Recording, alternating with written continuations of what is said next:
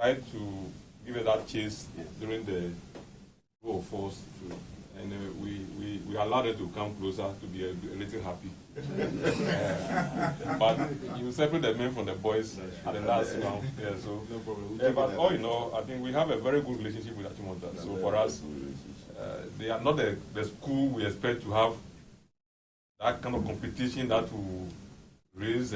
No, we are very close neighbors. So just want to thank you. Thank you so much, sir. And you have our support for everything. Thank you so much. Yes.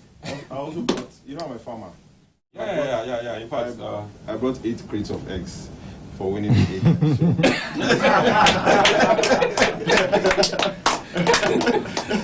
Oh, man, that's nice. Yes, yes. Okay, you bring it to this. Yeah, okay, yes.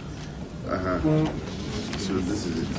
You can capture it. 8 crates of eggs. Yes.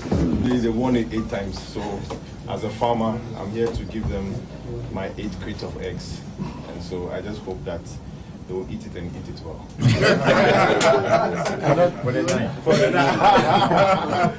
Thank you very much. So, on behalf of the school's management staff and students, and particularly the Science and Math Quiz team, I received this, and to thank you sincerely for this donation.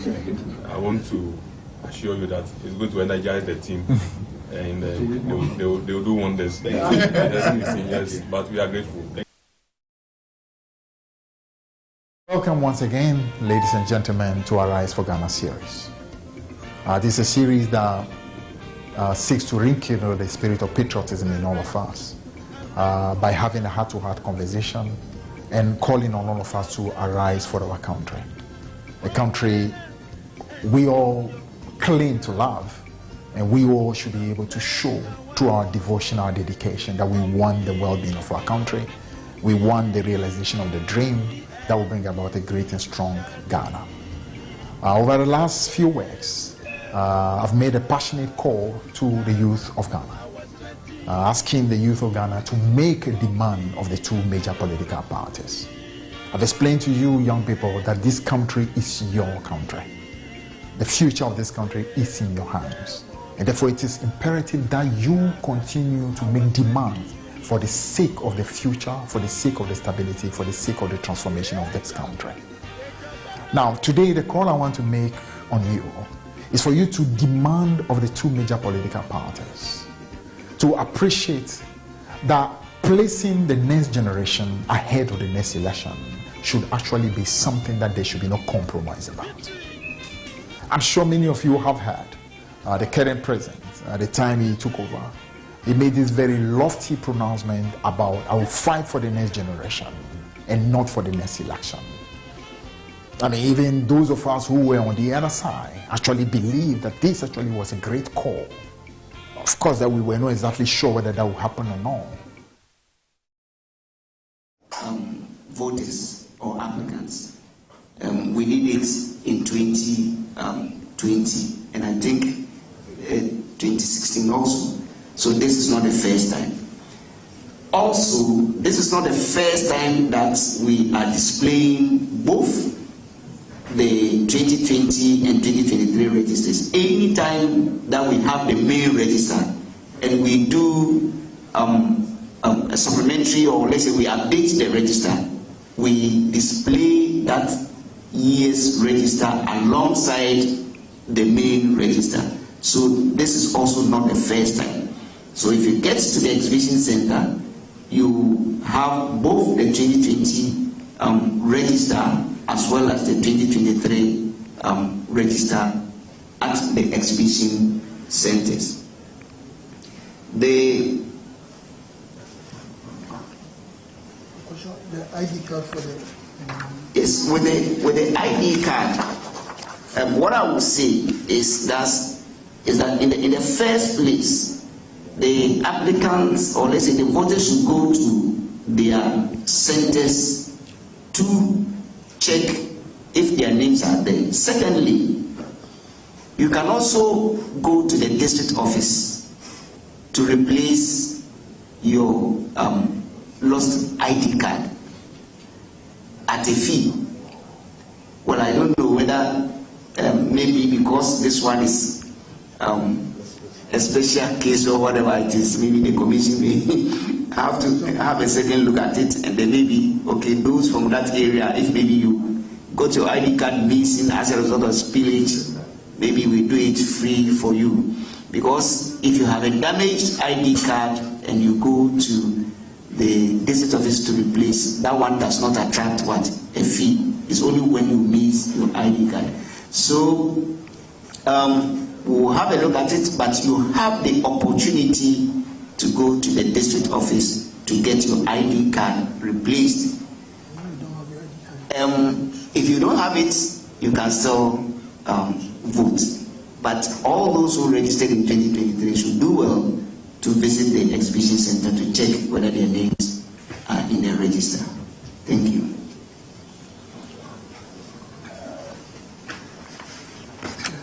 Okay, so please, we will. He had his chance. Yes, he did. Okay, just this one. Thank you very much. So, quick one. On those that are in the flood affected areas, is there easy going to take any conscious effort to try and replace the cars that they have lost, their voter ID cards? And again, for those that probably their areas are still submerged, or where their home cities are still submerged, will there be an extension for those people so that in the event that the water recedes, they can still go and do that, or be an alternative plan for them? And then finally, on residents in the south areas, I mean, they feel that the EC is only running away from the court judgment that they may get very soon, and that you could have waited for the court judgment before going to court. I mean, how do you respond to Which court? Tendering the document to Parliament?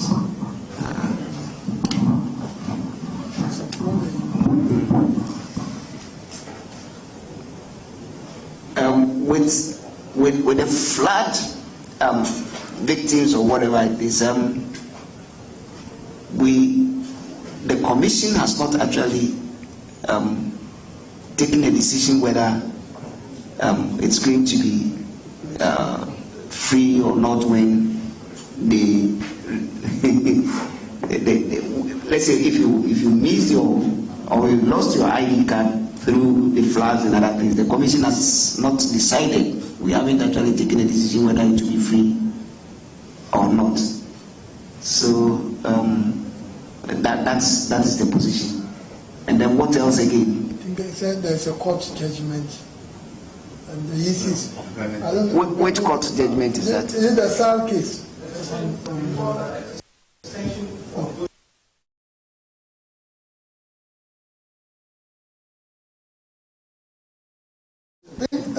This is a forum for the exhibition exercise. We came here to talk about the exhibition exercise. So if you have any question about any court matter, that's not the reason why we are talking about exhibition which starts on the 3rd of November and ends on the 7th of November, beginning from 7 a.m. to 6 p.m. If there are court cases ongoing, we have our lawyers who attend to these things for us. So please, let's restrict the discussions, the questions to the reason why we are here. Thank you very much. Okay, then I think there was a question on the affected exhibition centers. So in case we start on Friday and still those places are not accessible, definitely we may treat those areas as what? Special areas, and then grant them some days to enable us do the exhibition for them. Thank you. Okay, can we have the advanced speaking version? Yes. So please, I will pray the audience to remain seated so we can also have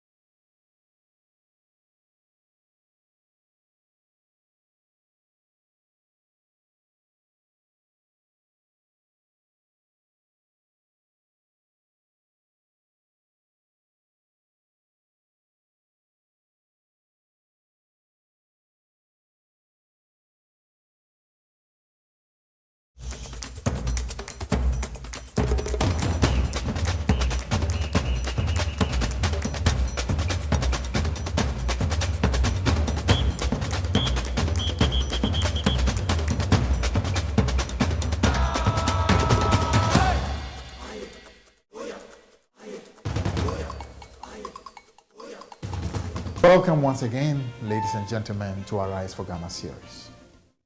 This is a series that seeks to rekindle the spirit of patriotism in all of us by having a heart-to-heart conversation and calling on all of us to arise for our country. A country we all claim to love, and we all should be able to show through our devotion, our dedication, that we want the well-being of our country.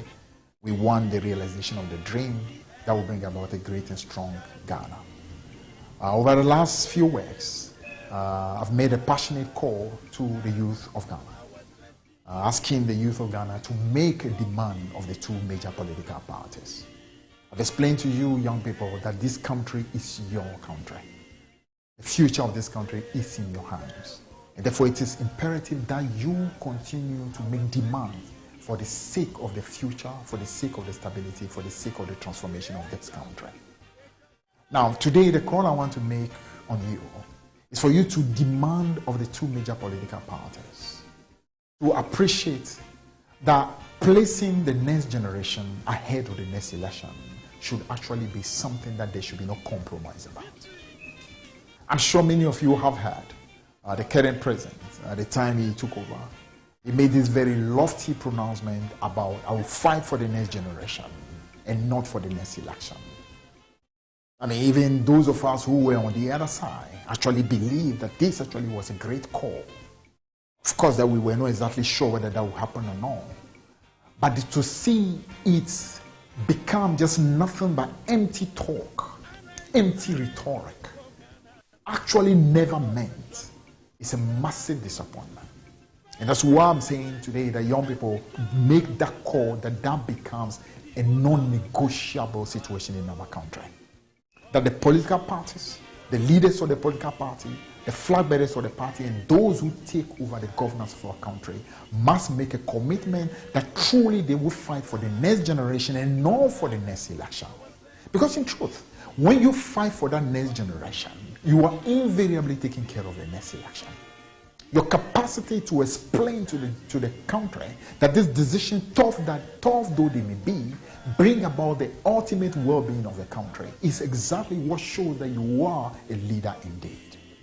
But poor leadership is the one that sacrifices tomorrow simply because there's a need to survive today. And you must make the demand that the two political parties must show that they are ready to move to that next level, where they consider the well-being of the country, the well-being of that next generation, rather than the next election immediately. It is critical. This should not be a non-negotiable reality. Otherwise, we will continue taking this country down. Our friends, especially those who have been in power over the last 7 years, have clearly shown that, for example, on the fight on Galamsey, where they claim, for example, that they were fighting for the next generation, that fight has been totally lost. We are in danger. And make the demand of the two political parties. We in NDC are willing to pay heed to that. And we want you to make that call, hoping that our friends on the other side will be able to rise to that occasion as well for the sake of.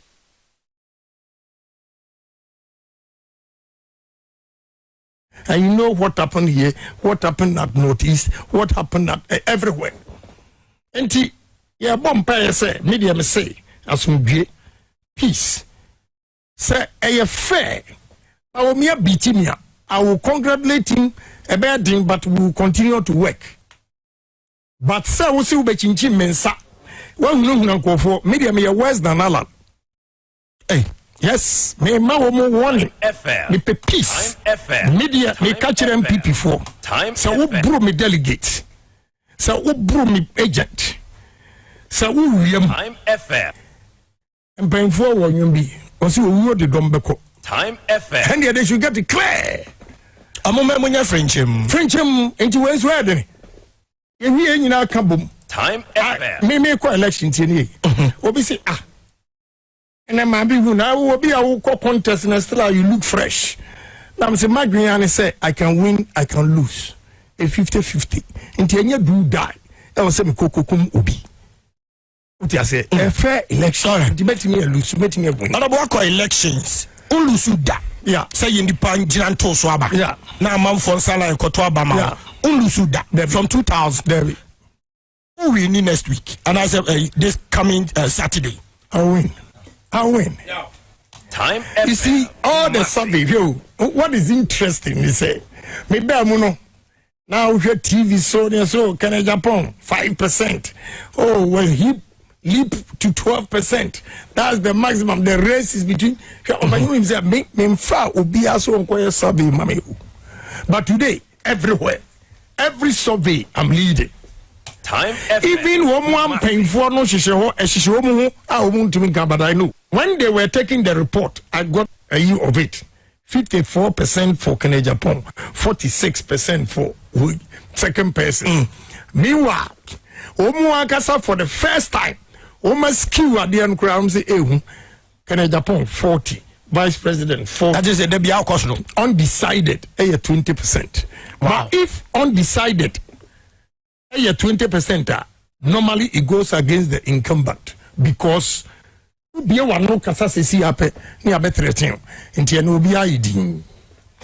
honorable, likely or unlikely event. Say Ulusua. What next? Me lusu makachira will say. Say me lusu. Manti de biawa yanko bruwe yanko yese fairly. The delegates they've spoken. Bawumia has won. I will throw in the towel and congratulate him, and we all begin to work. But so we say, tell me more years on halfway be I'll give them another showdown, and that showdown will be worse than Allah. Media, nobody. I say nobody can intimidate me. Nobody. Almost per se unity ever party. All I'm asking for is fairness. Elections committee. The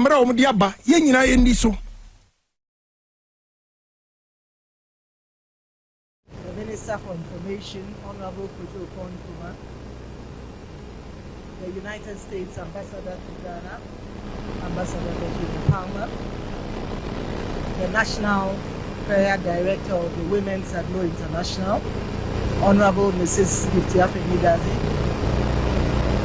the President of the Ghana Journalists Association, Mr. Albert Jumfor, the executives of the GJA, our two deputy chairmen from the Electoral Commission of Ghana, Mr. Samuel Tete and Dr. Bosman Kasari, friends of the media, ladies and gentlemen, a good evening to all of you. I thank the good Lord for the opportunity to join you as you recognize members of the media who have distinguished themselves in various roles as watchdogs over our democratic processes. I also thank the President and the executives of the GJA for inviting me to deliver the keynote address before this August gathering. The theme you have chosen for this awards night, leveraging media freedom to sustain the democratic and security architecture, the litmus test of the 2024 elections, attests to the crucial moment at which our nation stands today. With the 2024 election beckoning, and with no incumbent seeking re-election, the stakes are particularly high. We face an open contest where any candidate could win or lose. In essence, the 2024 election will be more than a democratic exercise. It will be a test of our nation's resilience. As journalists, you will play a crucial role in building that resilience. You have the ears, the eyes, and the hearts of the citizenry. And you are a stone throw away from millions of homes across the country. It is of utmost importance that you are cognizant of the delicate interplay that will be required between media freedom, our democracy, and national security. Your conduct as journalists will impact positively or negatively on our dear nation. As the fourth estate, you are not just a facet of our democracy, you are its bedrock. You are the beacon of truth. You are the guardians of transparency. You are the vanguards of freedom. And catalyst for informing and shaping public debate. Your role requires the nation's support and protection over your freedoms. With your role and the nation's support and protection comes great responsibility. We are all aware of the risks to national security when the role of the media goes unchecked. Your exercise of your power and freedom in the lead up to the 2024 election could potentially make or break our nation's cohesion. This is a sobering truth. Ladies and gentlemen, the lessons of Rwanda are evident for all of us to see. We are all aware of how the unchecked power of the media contributed to a devastating genocide. Disinformation and falsehood, as well as propaganda, turned friends and neighbors into enemies and culminated in a dark chapter of human history.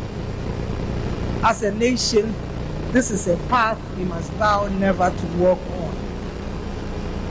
Therefore, your commitment to ensuring the peace and security of our country as we go to the polls in December 2024 should go beyond mere rhetoric to practicing responsible journalism. You have already shown your potential to play the watchdog role responsibly, and I commend you highly for the role you have played since the inception of our Fourth Republic. Indeed, Ghana's journey thus far would not have been possible without your pioneering contributions during the early days of our democracy. You helped shepherd our democracy and played an integral part in cementing constitutional rule in our dear nation. Ayiko. And you have many great footsteps to walk in. Media stalwarts, including the late PBA Ansa, PAB Ansa, and Mr. Tommy Thompson, Mr. Kofi Kumse, Mr. Malik Kweku Baku, Mr. Ben Epson, Mr. Cabral Blair Biher, Mr. Kwesi Pratt, Mr. Kweku Sechiado, Mr. Yawwedu Ayeboafo, and Alaji Haruna Ata, as well as our younger journalists, including Mr. Kwame Sefakan, Mr. Evan Sanford, Mr. Evans Mensah, Mr. Kojo Yamsi, Samson Ladia Inene, Anas, Bernard Able, Portia Gabo, and Manasseh Awine cannot be glossed over.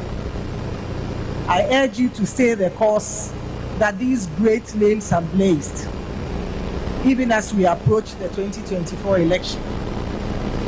This is more important than ever. For ladies and gentlemen, recent years have raised concerns regarding the role of the media.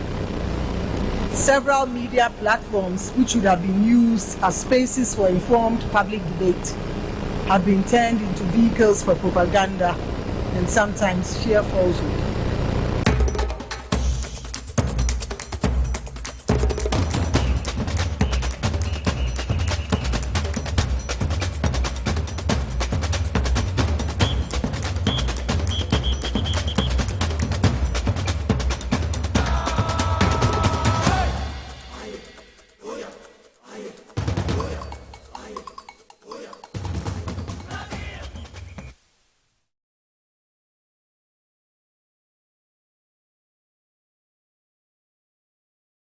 Zetonoso Power 97.9 FM and Wednesday, the 1st of November 2023 in the year of our Lord. Midi Edi Mugabe Maase ubetimi afami atan kolega bigger capacity man and sama yede ebrewo ene nyinafa NPP amonyoko nyame eya aduma memende di animu 4th year November 2023 omo koto aba no moyi omo kandini ye obedi omanim ewo 2024 year elections a baso emo na ensemben ena Kennedy Japan ede atudwa Kennedy Japan say aya second lady Samira ade se onyade obefi no atimdidie ne ayampia woto ni nyina no ne Kennedy Japan obie na no ekasa Samira aware ebego die eniwom abrata ya friend se boadu na wo ye special aid to Dr. Mahmoud Bawumia ɔhwɛ no kwan ya ɛwɔ wa abrante no ne Bawumia mu nyina tu kwan ekopie mu ɛwɔ Upper West Regional Capital wa adeɛ kyen ya yɛsɛ abrante no wɔwu ɛda ne hotel room na agya bibi na shocking no ɛwɔ ne bath room na nsɛm no ɛte sɛ abrante ya ɛfa ne boadu a wanya ne baabi ɛkorɔ no ɔyɛ A2 Bawumia no ne maame akasa na nsɛm bɛn ɛna ne maame ɛde ato edwa wɔn nyinaa yɛ nsɛm ahodoɔ a yɛde ɛbrɛ wɔ parliament nso nsɛm bɛn ɛna ɔno Haruna Idrisu ɔno nso ɛde ato edwa ɛfa Vodafone a yɛtetete sɛ ɛsla owusu atɔn ɛho nsɛm no ɛte sɛ nsɛm bɛn ɛna ɔno Haruna Idrisu wɔde ato edwa wɔn nyinaa ɛyɛ nsɛm ahodoɔ a ɛnɛ yɛde ɛbrɛ wɔ ɛwɔ TV so azɛtena power 97.9 FM. Yɛbɛsrɛ mo sɛ radio no yɛfimfama mo kakra na National Communication Authority NEN technicians no wɔn edi dwumadie bi na saa bere die wɔn edi dwumadie no awie a yɛfimfama mo kakra bi semetiawa ne mom yasan ababie ma yɛgyina yɛn aso a yɛbɔ adwuma Facebook Live Power 979 TV SWAZ Ghana Sanson on YouTube SWAZ broadcasting asrakase enkoma Power Specialist Eba Hospital Madam Makawo Techi ene yedi twumadi ede ebrewo ene awiai sanso na sida PSC so no enkoma Spanish garlic mixer and capsules omoso adawro makawo bi Techi ene yedi twumadi ede ebrewo the Spanish inco capsules so no ede API amuzu eba clinic so Techi den a ono so API ana wope wapomuden se betimi agine so yi a amuzu eba clinic obebo yi papa bema waye mre ewo mpem tumirika no kona so ye obetimi abo Safari Valley Eco Resort nso ewo dew in the eastern region omunyina dawro makaho Hebron Hills International School was excel and shine omadawro makaho Techi ena S natural mineral water was simply natural jumakwa dawro ma ena Techi ayedi dwumadi ede ebrewo power to the people ladies them boss I say power to the people and you no see akase ebo beba ebo no wotwen so ade SSNG beba station ba ko pe eno ani TV SWAZ na power 97.9 FM and e wutwa a wobedi sa 274 has no wasende amame was selected power FM number 1 na afi wabo atom obo abogum bebre ne nei megibre na metumi acheska no e de amamo 10 so nti sabre mu nsa metena radio no so ano wasate twa twane de awose wutwa sa 274 has wonsa beka mesako Mugabe mesako naje wani aje 1000 Ghana ebeba be go phone so sa 274 has na wasende waselect point from number 1 wabo 1 na to 5 utwa gum bebre utwa 100 Ghana 200 Ghana 300 Ghana 400 Ghana 500 Ghana wode ketwa eba ba beje kese 1000 Ghana eba be go phone so e de amount now so wetumi e de ahye business ase na bibia timi akonkan e de amount eni list well na kusi puku mo betene kan ewo dwumadi so sanso ena Solomon Kusi apia you ono so ye member of the NPP National Communication Team ono so mo betene kan ono mom de owo eye Kennedy Japan ne campaign mu a wo di eye tintim o ma nya asemketo akoranti nei dwumadi ade brewe de eye ade a ha ebe ye siye papa me da me ho aba na me da me ho ba ene ensama me de ebrewe de eche kurei buadu maame akasa na diai ana buadu maame ede atodwa dieti ana Bawumia so eja ono so ene Samira akwaje eye buadu emu akwahye edem for simadodo asan ene o kwahye edem me ba be bom na mabie ma che na mabo audio no ede amagana fo nyina so ate enti enfo video no to ba bia haya na wasa otwe wo Germany wo France wo Belgium Germany 42 ho na buadu na Bawumia edi na wonya wato na nane mo nsedo no ho na ne maame etie maame na kasa for the first time sembe na maame ne atudwa wo be sa wo tin nsem ni bia ha na wo benya etie ha ne ka no kore no ha ne bon se ne etie efe bi kan woni anyi bi mfiri mu na che se fearless incredible journalism no ha pepepe ana yetumi eyema no na eso ani na eyede nti twebe wafi no sa 274 has utwa ni nyina meda me wakwa aba utwa atum na maba be cheska ne dia mama no na che se obetin sempa ewo wasom na Kennedy sesen wose aye Samira nam no odi natem odi Kennedy atem otwa oto ayampia Kennedy saso kasa ba ko a Samira aware ebegu me ba sisi ya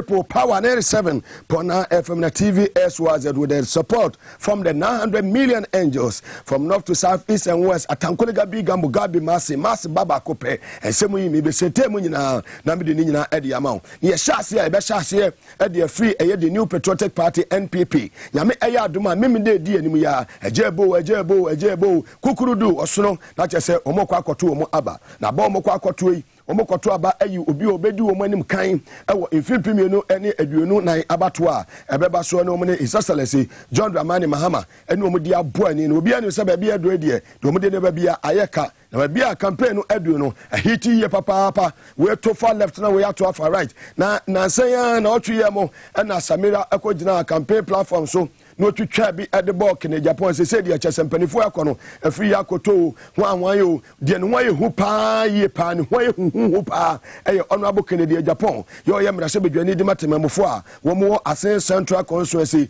in the central region of the Republic of Ghana na Kennedy hu aye hu yi ama ayesesi ano so Dr. Mamu Baumia ekogina ba bia ministers ne ade nyina no moto ayampia no mudi Kennedy atem na no ana Kennedy ekopie mu ewa Asante Matemu wode ne campaign kopie mu no Mugabe Kennedy say ensema eye second lady eye Samira Bawumia okano aya na wote ensem ne say Kennedy so nyame emfa wo bone enche wo mo na Samira no se me kasa na ware ye beye den ebegu die na Kennedy showdown ben wode eba die na Kennedy enim efa Samira ho ameni omienu yenim yetie honorable Kennedy Japan MP Eko no kudi di matem de sene Alex Tete akontomra kudi di matem se me nim kasa di matem yesi ti Ghana for mote but say these are facts and insanity facts so maybe so I mean in the past when my issues in the past when issue e dey na ba no issue it's there was some for sure. People should look at the root cause, no? Yes, and hear the action, no? Exactly. Exactly. I mean, more example. I vow not to comment. So, what near Mrs. Baumia, I could confirm me. Also, what did you have me touch? Okay, but also, me, but in Yanoa, now are you big?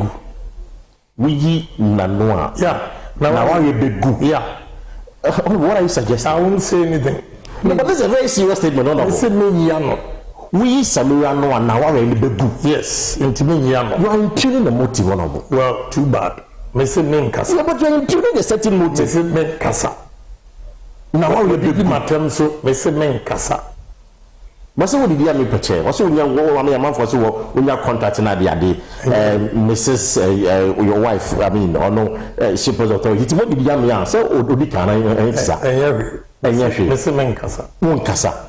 Because what kind of way be go? Yeah. I see. But what friend? Me. And Memphobia. Mr. Menkasa intimate can was intimate phobia. How did you see about this assembly or Casas Nafa? I just said, Lord, forgive them, for they don't know what they are doing. I see. Yeah.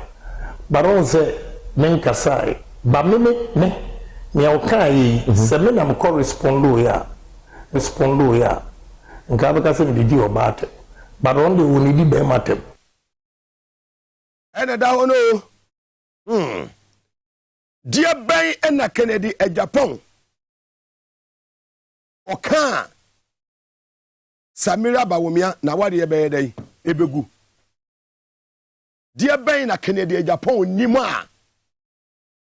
E for second lady huwa Ghana phonim pakam womana. Give us some womana. What do some womana? The angels want to know. Now, showdown. You be a no so. I'm a swally woe near the second day Japan. Can Japan Baba Trabeka say? The old chairman of the police council, Bawumia, on the Canadian Japan, was chairman at the year defense and interior a year committee. I want to say with you. Bawumia na ya chairman of the police council.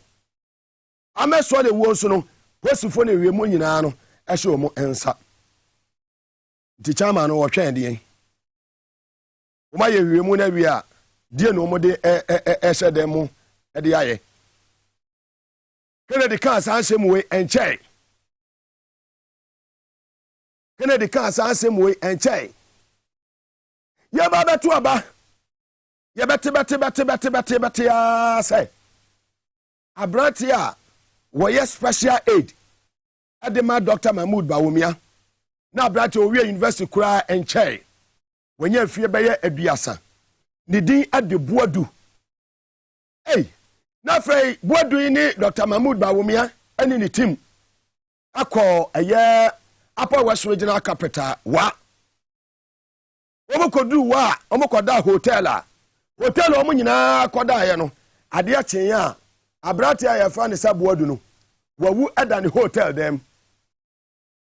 Hotel dam no so wawu ɛda ayɛ no. Yɛsɛ bathroom no kowu da ayɛ. Na electric na shocking no.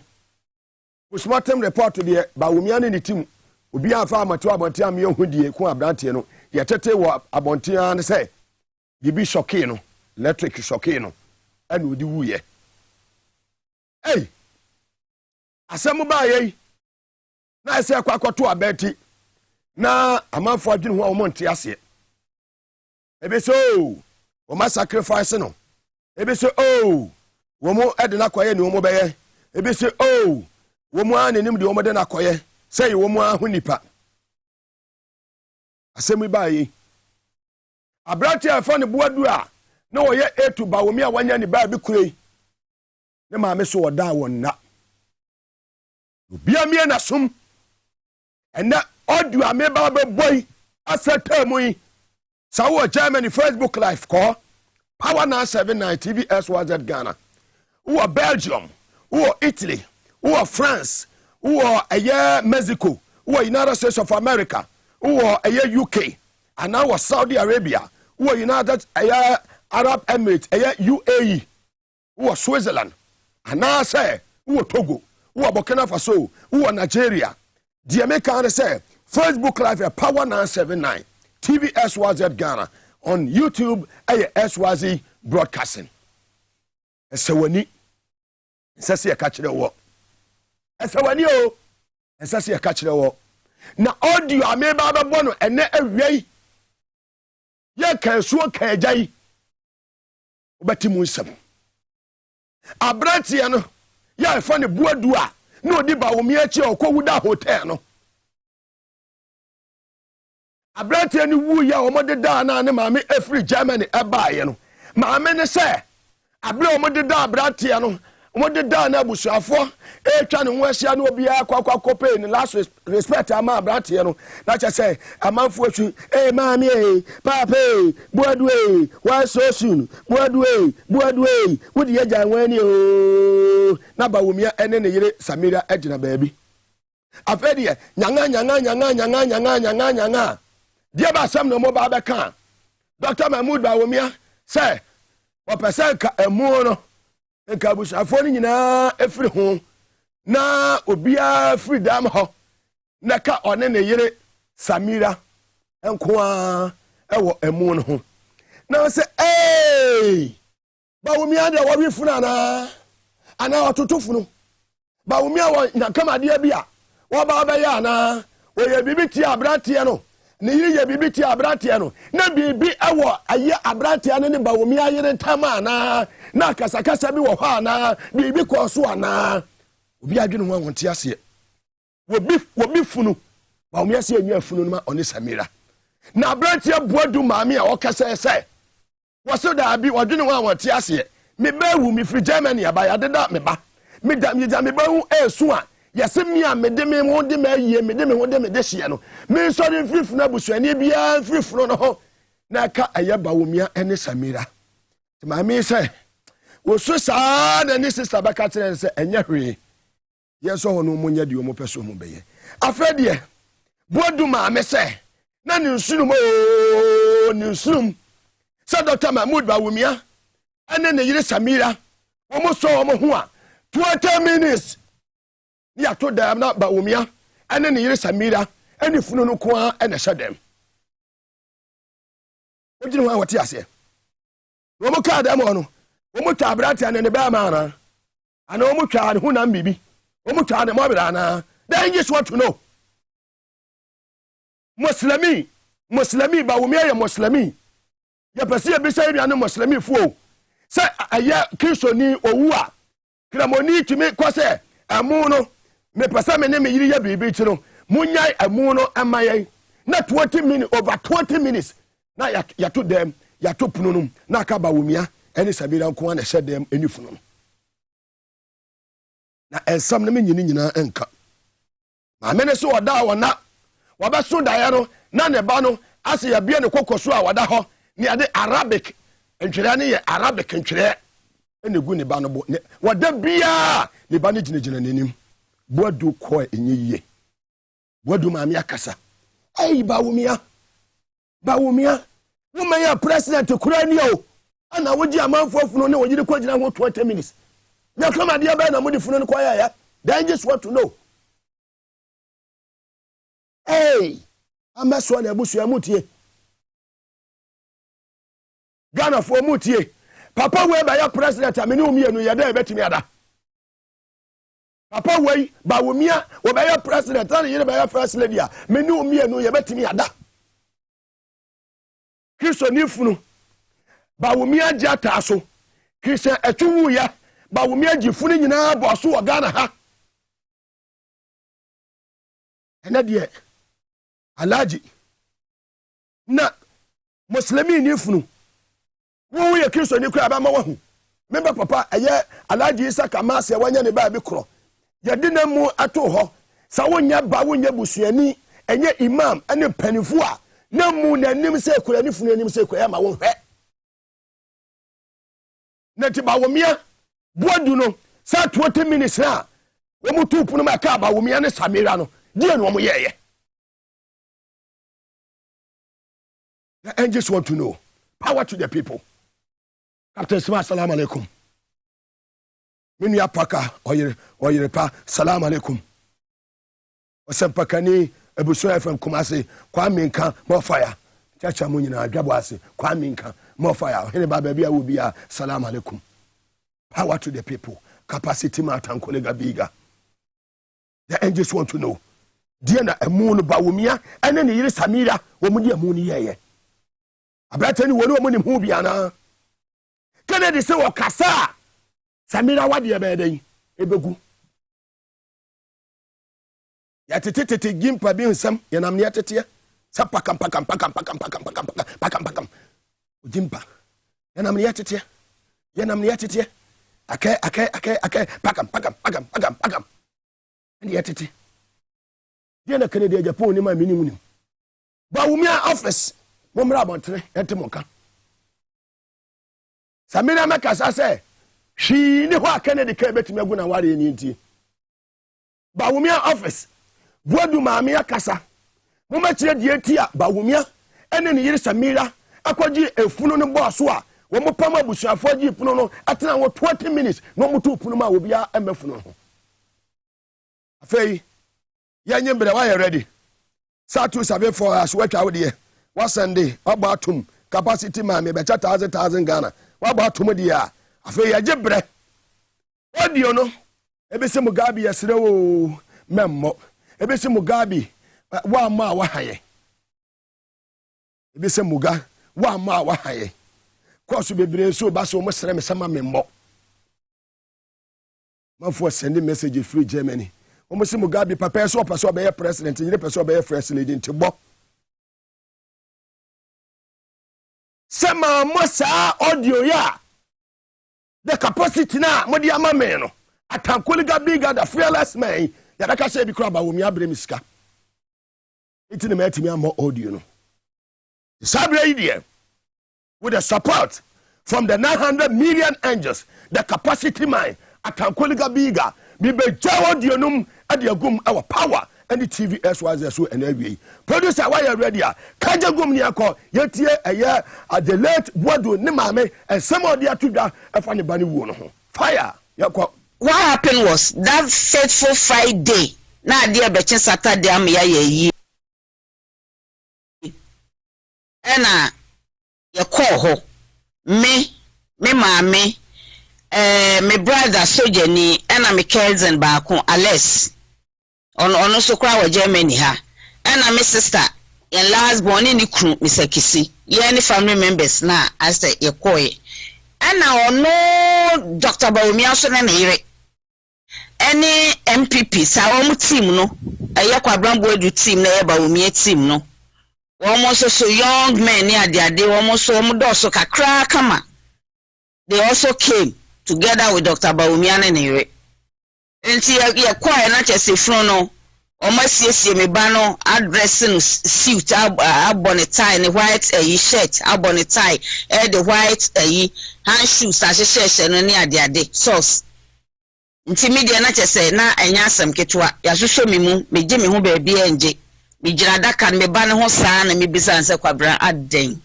why so soon kwabran den because he was exactly 30 years and 20 days na edu ba bi no yetete wonu mu no ena one of the boys MPP boys no ba maybe I don't know all of them nipa woma minim woma me kai womo pa same uku na kabo no ena one or two bi so kan but others I don't know them ena ba ko sorry ejina ho no mu na osre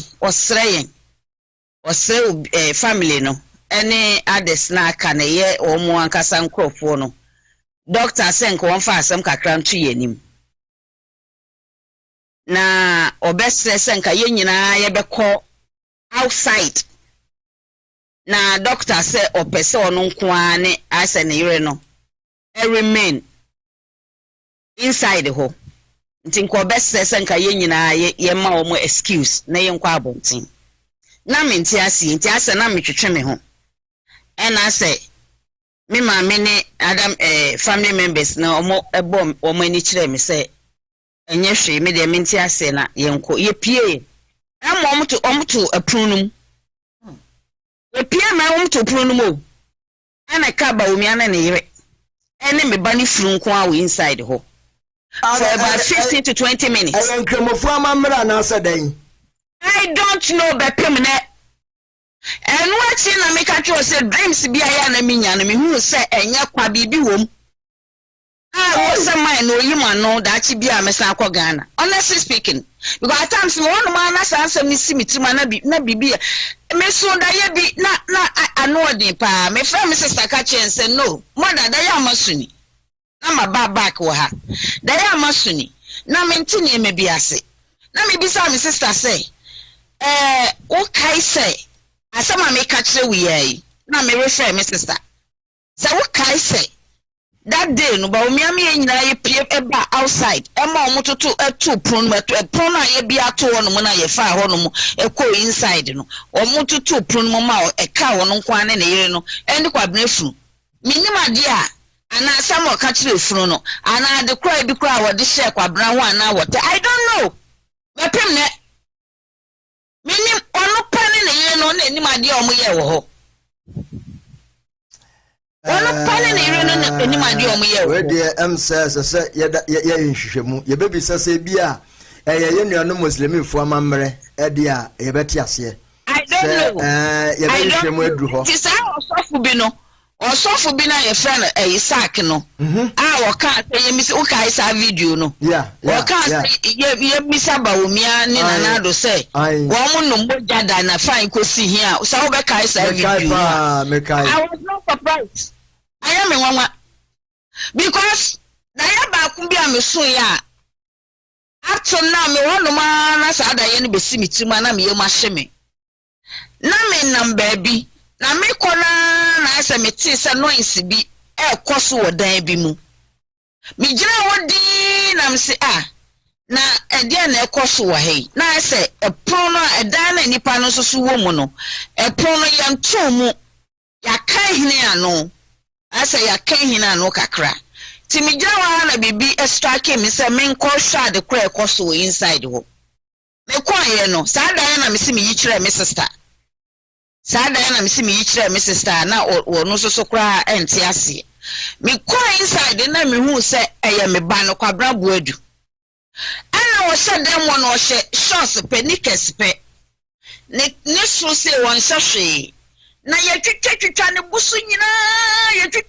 busu nyina na se ya pempam na ya Hausan Troye ne gu ne busu asa Arabic Troye anya English anya yes Arabic Troye ne gu ne busu nyina bebrebe nam na dia na wo ye wa ha adentina ya hwehwe wa ye hu nti hanom na wo hye ana mahwehwe wa mi hu ana osiama hana ya demia beshi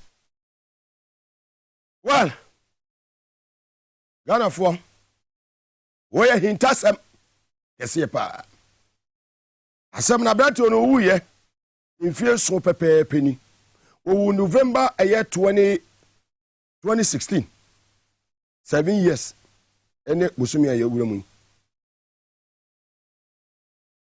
Muslim ni ba ehwefunu ya kwasie ya muslimi oba enkwasie ya ese bia kwasie wie no ya kwachira se ha na ya de wukuna ato ha na ya de wumi ato muslimi oba enko asie ya ye tu amena oba kwagina ha itiba wumi ane Samira bi die na kwa suntia womuma abusuafo ni kwagina achai ba wumi awa ya sofo wabampa ya mafunu die no mkoya ya at that time spending over 20 minutes so imagine so with this year woni adeda with this year e won pam e bia living room kase bi asaso kase bi ya deda nipa no na edom we ba na waba be pay ne last respect anya sa na maka no na wako ne we ba no aba ne de no wako we ba no aba ba ne de no wako na du ba omi ane ne yire nko aso obi ya anya dan ekwa woni ya topunu no wotie maame no ni aye dan ya topunu no over 20 minutes na ba womia ene ne yire Samira na mukisi funu na Samira ukisi buadu funu na ba womia na wutwa bibi afra bratia no na ya 1 month to elections na mutwa ne party bi dia koye bibi ana na mu hia ne moja bi dia ye bibi abratia ni wona mu ne ho bi. When was the last time we be this year ba womia kwa wa say Christian achu na ya de dani nti abusu nyina monko na ka me ne yire Samira na makogina funu ni ato epunum na mu se mu hua se mu wi funu se mu hua funu se mu dia mo ye de ma me se mu na mu nim. How to the people wait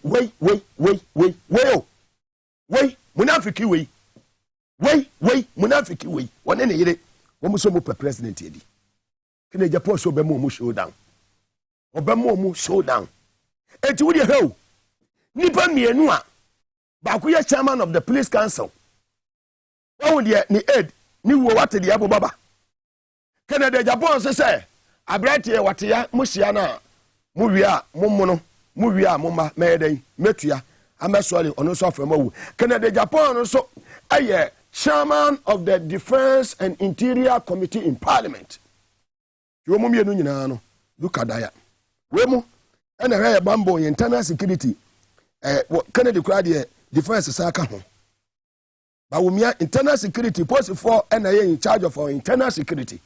He is the chairman of the police council. Mahu send power we obey president obetimi ada efunu kura na nipa wawuo no anu wapam obia ene ne yire so mu kisi funu so mu wi funu wo matena ho over 20 minutes ya efunu de ne ba no kura na mana ko gina baabi wo wi ya ba enya me maame na akasa yo enya me maame nya haji amina ona akasa yo we eye buadu maame na Vice President of the Republic of Ghana one wo yire ba wumia Ghana for any budget. Some of Baba more issue statement on my means sama omode about bonting. Some more rem. Me tia se enya ye, me nyini sa so tia se ye. Da Alaji Isa Kamase, ye dware na wie ɛde na taade ase no na me si awuo no so ye ba wumia nti obi anko na wo ne Samira Alhaji Isa Kamasi na wo abaji ifunu na boso 20 minutes come on easy that family mu ye weak family hwɛ ebi asemi so awoso wo ye obi a wo ye den hwɛ ba wumia one na adu ne omo nyina omo wie ya aba enema wo se wo ma na ka omo nsem Kennedy say okasa sa or respond to esamfo a Samira ekafa ne ho na Samira aware ebeyeden ebegu Samira aware ebeyeden ebegu obi ka se me ka bibia aware ebegu a na yede na oba na ye Samira come out Kennedy so okasa aware ebegu eyede na waye yete ya on say asamojan one ne yere aware emegu ye no so mo court me boa o ma court sane court no Accra High Court of am wa ne mai sane oba no kwa oba be ware 7 apia no na wadi kan aware dadaw asamojan sorry 7 apia de na ware some problem nim Donald greetings woni asamojan eba be ware no ni wadi kan aware dadaw wodi sa ware ne yeden esie ne ebia to nipa bebre o Stephen ayi o de say asamojan de ni 3 ye say ekoye DNA nkola ni nyina ye ne dia o date lamti wasua mani ti nyina ye ne ya bawumia bedu baabi a abekwa akoye DNA bedu baabi aha Kennedy edi bobom abekwa akoye DNA ya hwe me say bedu baabi ahwa me de meka abekwa akoye DNA you force I mean Ghana for be bojam saa na wo be force so abekwa akoye DNA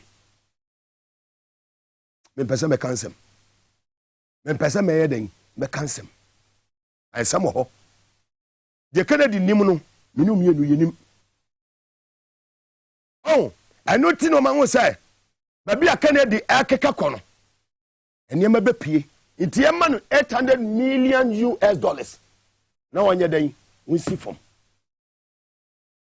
so ma ba about him munafiki for no ba ga biga for no ma ba about him free office so abeka say enya no kure na Kennedy ka no eye bosirim ka de na e bosirim ka wose de wonim akosa Samira ho no o ka na wade begu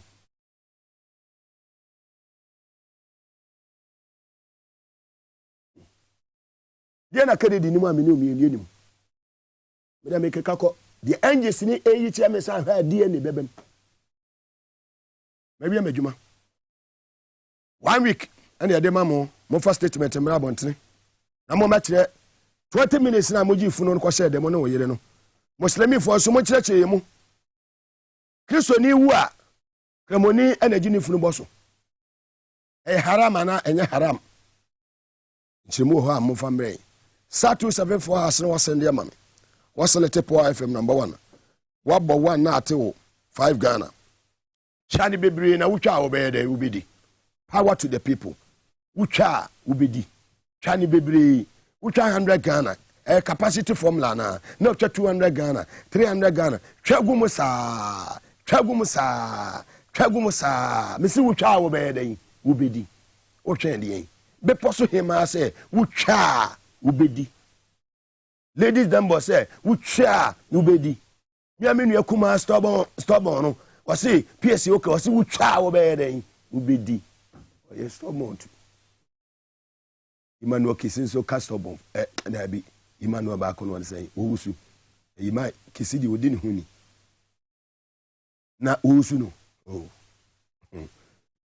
jese nyame bem sa 274 has no ascend waselete po FM number 1 waboa to mama me chani bebre 1 2 3 4 kagum sa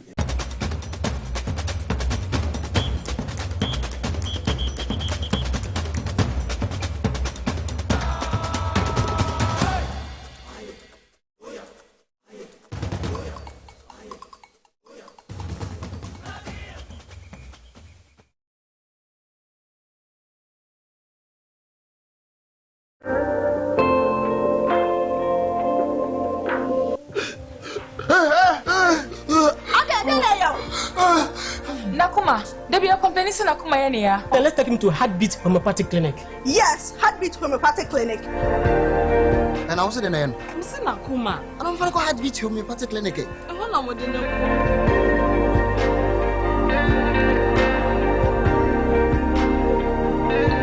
Thank you so much. Thank you. Daddy, to say. Assessia, yeah. Me want Tommy Heartbeat Homeopathic Clinic. Only a good heartbeat no. ABT.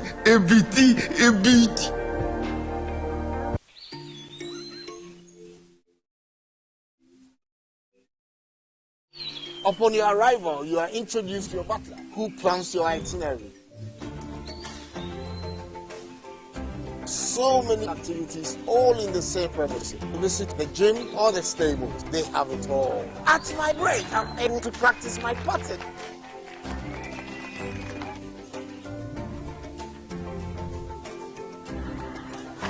They used only electric vehicles here. This creates a serene environment. I'm told it's over 1,000 acres. My cabin here sits on 2 acres with a large terrace space overlooking my private swimming pool. Now this is royalty. They have their own farms, thousands of fruit trees. I can also have my lunch here at the waterfall. Quite a beautiful place you have here, sir.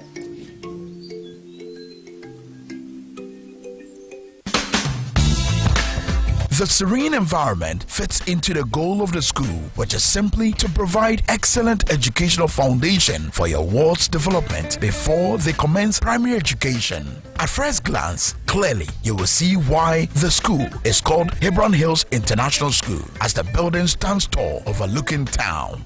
With a Montessori style, we have experienced and dedicated staff and trained teachers. Our small sizes classrooms are meant to enhance teacher-focused approach where children get one-on-one attention from the teacher. Hello there. We are open at 7:30 a.m. and school closes at 2:30 p.m. After school care is from 4 p.m. to 6 p.m. while early drop-off can be arranged at 6 a.m. Hebron Hills International School is located at Midye off the Nsawam Road. Locate us with GP postcode GW0688 GA West and GPS code 06884870. You can contact the school and make further inquiries on 050-876-2375 or call the office directly on 0302-918768. Email us at hebronhills.school@gmail.com. Hebron Hills International School. Excel and shine.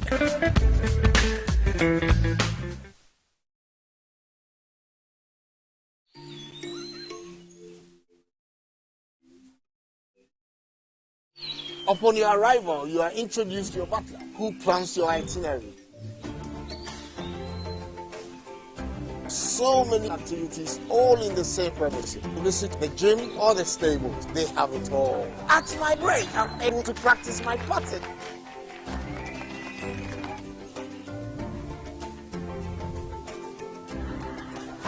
They used only electric vehicles here. This creates a serene environment. I'm told it's over 1,000 acres. My cabin here sits on 2 acres with a large terrace space overlooking my private swimming pool. Now this is royalty. They have their own farms, thousands of fruit trees. I can also have my lunch here at the waterfall. Quite a beautiful place you have here, sir.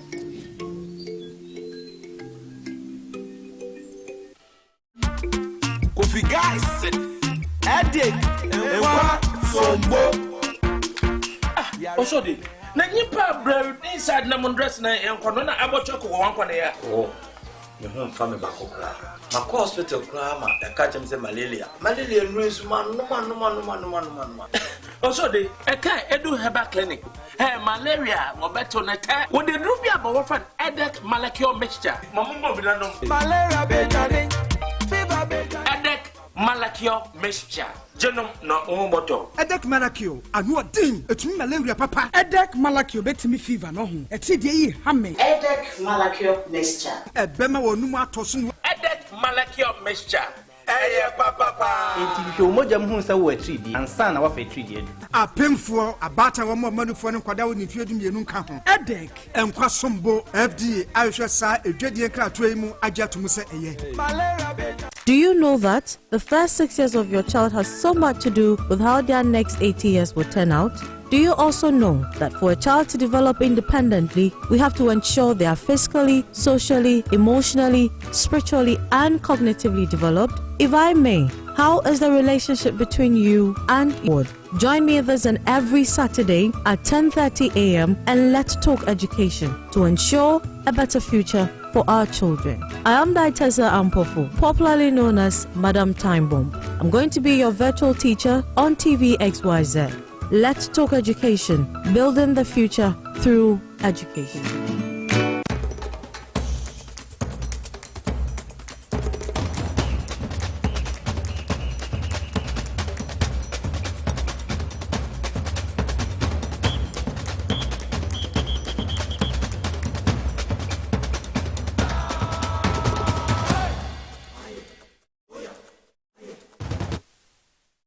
Edeba TVS was a Sasra Power 97.9 FM and affiliate stations here at Oh My Ghana and we are Fana Baby Facebook Live Power 979 TVS was at Ghana Sanson on YouTube AS was broadcasting. Indian Society at Tankulega Biga Mugabe Maase the capacity man star 274 hash Ucha Ubidi Eche Mebo a year draw no atom na 1,000 Ghana cities now what to me Eddie star 274 hash and was send was selected point from number 1 na fe wabo atom Eddie amame and some ano eshe and some ano ede na ni nyina no ye beje bre se de bia betumi ede ni nyina no ede amawo ene list one na kusi poko mo bete nka na mo beti yenua eye Solomon kusi apia ono so enka ewo dwumadie so na be bia ye duro no ye de dwumadie ni nyina no ebe hyehyɛ so na afei yahwɛ sɛ de ɛsɛm no ɛsitie member menua ɛyɛ Solomon kusi apia or a member of the NPP communication team no member na kwaba na afei ɔno deɛ ɔwɔ Kennedy Japan camp na deɛ kɔ so nyinaa no yɛtumi abie mu Kennedy sɛ ɔkasa ɛfa ɛyɛ Samira ho ana wade bɛgu woni Kennedy yɛ adwen wo bibia me no mienu yɛnim ana yɛbɛhwɛ saa ɛnsɛm no nyinaa ne yɛde ne nyinaa so ɛde abom ɛde amayɛ na hwɛfoɔ ɛne yɛ natifo saa so ɛna audio ya aba beto dwa yi ɛyɛ Boadu kwabena Boadu audio bɛ solo sai na mama na gentrani wo kuro masai na oba ye kore ma wakwa ba so be kan audio sa samu kan audio bi ho asɛm na sɛ Ghana ha de audio bia emuda ho bi e ba me na me saka first oh no dear sɛ wo deɛ wo aja king of the airways and the whole guy commander of the airways thank you Mugabe Maase obi ani ho amafo to nka no mani age wo mo to nka no mani age papa aja obo adwuma na aja bia wakodi na enhye da anya batte be me wona aye wani manage na audio wanya bia tie kwabena Boadu maame afa masum na min sɛ da nya no ayinti papa bia da mate kuro manenam na amanfo audio na mse na we de audio bɛyi ɛna aba so amanfo kan ho asɛm sa agya sɛ de awukan wo na abetimi aba ma TV ɔde ɔpɛ sɛ mesia nsi so biem sɛ nya yi bi ɛyɛ idi anka bɔ na mintie because matete sɛ ne ɛbɛ am so betimi comment on it ebi ana ɛgya ɛyɛ mie allegation bi ne ɛyi bi kɛkɛ nto bɛ sɛ yɛsɛ so oh kan ɛyɛ ɔyɛ A2 ɛyɛ ba omi ewu November 2016 ɛbɛka bɛyɛ bosome ami akwakoto aba bosome kura sɛ wo 20 around 20th hokop ɛkɔ is it 25th or 26th na aka bɛyɛ few weeks ne yɛ kwa akoto aba wo November 7 years ceremony na afi na ɛhu audio aba o maami akasa sisi na nsɛn no maami akasa free Germany ado maami sɛ dɛ production team no mobetimi ayɛ me favor kakra madam Roma na mobetimi asi so amami thank you Moses so mami what happened was that fateful Friday na ade ebeche Saturday am ya yi ɛna ye call ho me maame my brother Sojeni ɛna me cousin baako Alex ono so kra wa Germany ha ɛna me sister yan last born ni kru Mr. Kisi ye any family members na I say ye call ɛna ono Dr. Bawumia so na yire any MPP sa omu team no ɛyɛ Kwabena Boadu team na ɛyɛ Bawumia team no almost so young men near the day almost so much so kakra kama they also came together with Dr. Bawumia Nere. And see, you're quite not just a frono. Almost yes, me bano addressing suit, bonnet tie, and a white shirt, bonnet tie, the white hand shoes, as a session, and near the day sauce. Intimidia not just say, na and yasam ketwa, yasu me Jimmy who be BNG, me Jada can me ban hosan and me business quabra at day. Why so soon quabranded? Because he was exactly 30 years and 20 days. Na a do baby no. Yet one mono. And one of the boys, MPP boys, no back. Maybe I don't know all of them. Nipa woma minim woma me kai womo pass ame ukuna kabono. And 1 or 2 being so calm, but others and I don't know them. And about sorry, ejina hono mono say was saying family no. Any others na can a year or more and casan crop. Doctor Senko one fast some kakran to yenim. Na obestre senka yenyina yebeko outside. Na doctor say opese onu nko ane ase ne yire no. Remain inside the hole. Nti nko obestre senka yenyina yema omo excuse na yenkwa abontin. Na menti ase na metwetwe me ho.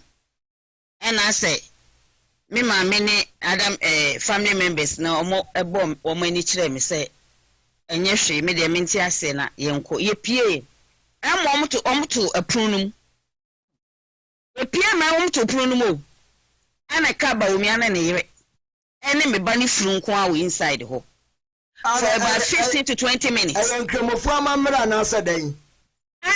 know bepem na. And watching na make a choice dreams be a na minya na me hu say enya kwa bibi wom.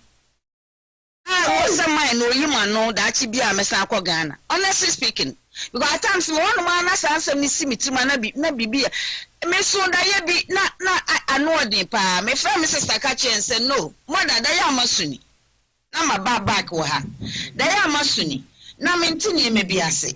Na me bi sa me say well, ti maame ne so otini me bi ase o. Solo Muga na Muga odi ejama mfa kwanye so na menche wotifo ne wahwefo wode mo amufi ase na mache o mampanyini na na dodan kwa akufado bebi o mampanyini obi anche no bona baso mache party mpanyifo nyina Mugabe na maami nsem a wo kan abi se bi mpredi asa ya na me yeto da bi a nsem si a eni kwa ese animu na mum yehu di wum enfie nso eti se bibi on ma list se nka ese nka wo me yehu na enfie nso ni na fei na sa no ma we nyina pie betaja obende obi ono ma sa bi obi be se onim tumu ane asempa se so obi nim de akwa sa breina eja revelation ne nsem bia ono so kekan kan bi afi na aba be serious serious ayi de ba de ewu ne kaka kire so na ye be pa mo bi afi ona ka woni wo yere to me de so mo yankremofo to me de media nka me side de me nya sure say bia bibi boni bi akoso de bet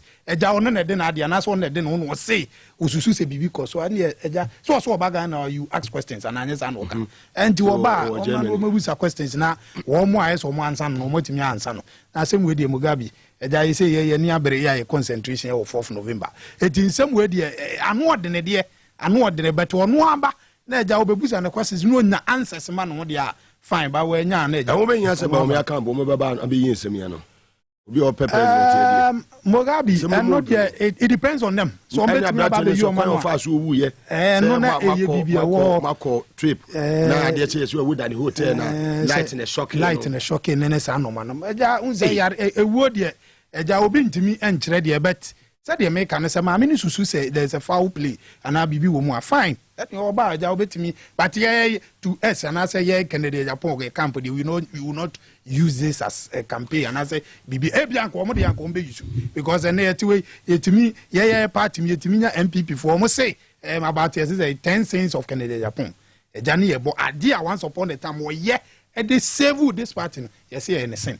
We are not going to use these things as a campaign. We know say already Yankopon si honorable Kennedy Japan ehinenti sans same with the jama many bad ya o me kana dia no nim fa Samira ho ayenim o say okaso responded to Samira na worry be said Muga me kan first no ja obi nim tumu ane asempa so obi nim dear honorable Kennedy Japan him. Kennedy Japan they made a make say he's one person. You look at send messages say beya kabaumia gonko ye DNA. Ma won yes America won gonko ye DNA. Moga Kennedy e won some more person work. Ebia na nye ewo ye bia aware say bia oba no ye bibi we tira na say bisa. But eja wo dia to we is ambiguous.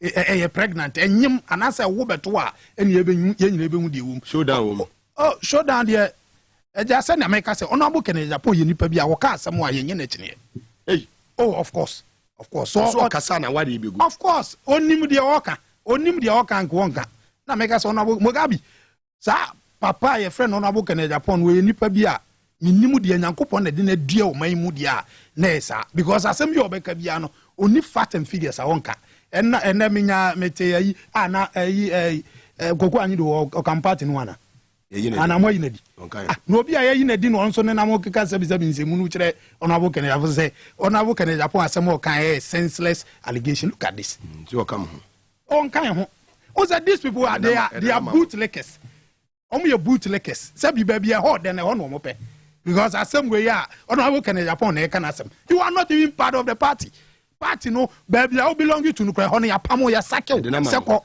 yem pe no ebi omo pe ne pe no ebi omo pe ne pe no but MPP as a political party mama na adwuma ko anyi do di obi ampe no adwuma wa asumdwe de so no na ato no obi ba se wabọ no asafo hene se oye na eti ye de sa normal we ne nsensem a Mugabe amanfo kekafa honorable Kennedy Japan no we are not being deterred and I say we are not going to be deterred about these things. These are minute things and honorable Kennedy and ba ku bi as your friends opariansa ne namho me say tam opariansa lose general secretary election me and ni nua ba ko one communicator ye nua ko fa opariansa ka so support honorable Kennedy Japan etiam fa no ko honorable Ken ho ye de ne ko honorable Ken ho ema okoko demand sika ya ama sika wasi amano campaign manager unim campaign manager ya nka wa usi sumulu elections with about 500 delegates well you lost the elections na yemfa campaign manager mana ya moska eno ya amount wako ba bia mo ya moska ema sabi utugum e kan nsam a yenim e che ona bo Kennedy Japan but Mugabe said ya make no mama bia ho yi ena edom eni sade oso ntakrache yenim adwuma ona bo Kennedy Japan ebetimi aboma o my konkro Mugabe wa unipa wa boss former president John Dramani Mahama enipa so no honorable Kennedy Japan enipa was one ne esia was one Dr. Mahmoud Bawumia ne adese be mere formality amano but o face honorable Kennedy Japan dia ehu and we all know said the grassroots the party people including Ghanaians and this if one nyina wo mo to abaye say someone for honorable Kennedy Japan ma ye nto aba Mugabe eti sa asem we mpanfo mu nyim we nyina mo amudi Bawumia ti munim ni nyina na mo si chinchina asa nipa we na mo de beba sabi ha adwene Muga ha adwen pa but eja me de minim se nyame yadoma me me de bai esi ahene for wo mo ye delegate I know say nyame ya adomo because we ye compare ye the policies na kwa akoto ever since I started a campaign unya adoma ko ba fi opare and samone the likes no mote wa sabi they don't say anything policy they don't say anything sabi e be benefit MPP for Ghana for mba attack on Kennedy Japan attack on Kennedy Japan attack on Kennedy Japan meanwhile so nipa na wo attacking one nam and also the NIA about the northern region the 5 northern region NIA northern industrialization agenda also the northern region because na no awo to kwan a wo fa fam a wo duru north wo no asase yantam we da wo se na ne ra ho as a Ghanaian because asase yantam we da wo ye betimi dia ye factories industries ye betimi dia farming amana board the development of this country but enkofo bi ayi wo mani na sabi o mo ne na mo no ma sabi o ma anya sadenda dia na ye me ya ba ko no say the indigenous of the north former president John Dramani Mahama you knew all these things but because of jame de bia me ka say normal bi won my no bia na was and is wade unu no hwe ona mo Kennedy Japan enya kwanya be diga na so ahun Muga normal be ye na Ghana for ye te we be ka say na sa dia we de nkie nim nyina so o mu dada o ye MPP ni wo wo mu a sabi imprediasa ye say uchiri ye friend say presu a okraten nu abem sabi imprediasa wo no we common sense a okay e be say ameswale wo ni hu eno de e absurd senseless. Chairman of the interior. Senseless. It doesn't make sense. If someone says, I'm a swali honorable Keneja Japan movie, it doesn't make sense. It doesn't make sense. How can now? Why would names will be no? What way? If I know quite. And again, as a court, one more than a court say, me did him up and I say, Misusu say, I'm a swali honorable Keneja Japan movie. Now then, now the neko edienti na abeka say am so just because of election you get our own political party MPP for both communicators MPs na mpanyfo bebree na omo ke kan say JB Sambo so mu nyina sori a na omo di onabo Kennedy point atem meanwhile so enyo no anka even o prime minister akonso amekran ka olusu if not Kennedy Japan ka o prime minister akonso amenka olusu enti sebi impredia sa akonya ato a ye nyina ye pribinti nsam akese ne ye kanku ye ho so ono so onya alan. So ma bato na nya free and fair. Boni nipa ba akukra wo baabia and the show. Of course. Honorable Kennedy Japan nye sebi Bayira Abrewajo. Sebi impreduasa on now because he knows the kind of person he is no. If he get the opportunity he will help the youth. Mugabe de bia meka say de bia wan kasa hunu bi. Sebi na meya wadoma usku yi. De bia application letters ne CVs na man for deba.